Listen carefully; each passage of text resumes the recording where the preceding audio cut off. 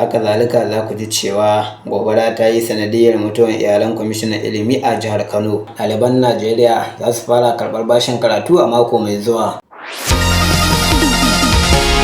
Jama'a assalamu alaikum, barkanmu da wannan lokaci. Labaran duniyar za su zo muku yau muna safiyar Alhamis 12 ga watan Almuharram na shekara ta 1446 bayan hijirar fiyayyen halitta sallallahu alaihi wasallam, wanda ya yi daidai da 18 ga watan Yulin shekara ta 2024 miladiyya haihuwar Annabi Isa alaihi salam.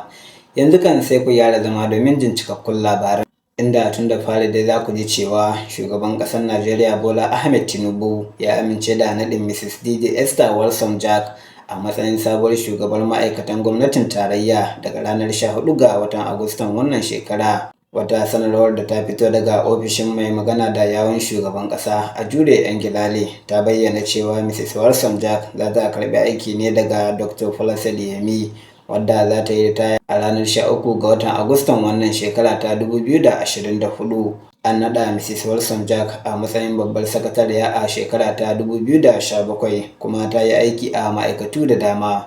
Sanarwar ta ƙara da cewa yayin da shugaba Tinubu ke miƙa godiyarsa ga shugabar ma'aikata mai barin gado, ya yi kira ga shugabar ma'aikata mai jiran gado da ta gudanar da aikinta cikin gaskiya da aminci, ta kuma tabbatar da bin tsare-tsare da dokokin aikin gwamnati.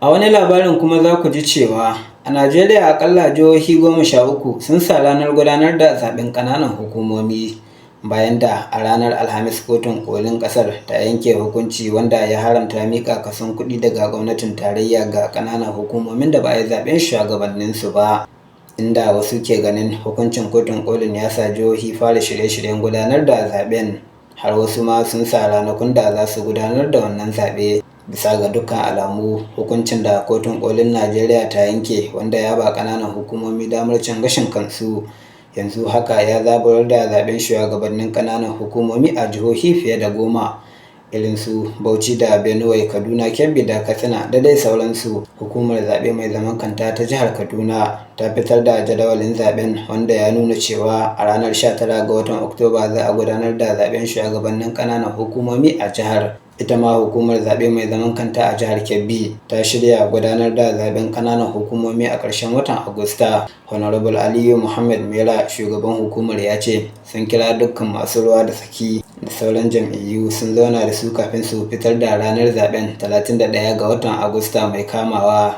Ana ganin zaɓen ƙananan hukumomi da ke tafi a jihohi tamkar wani zakaran gwajin dafi ne ga gina harsashin tabbatar da 'yancin gashin kai a matakin ƙananan hukumomi a faɗin Najeriya.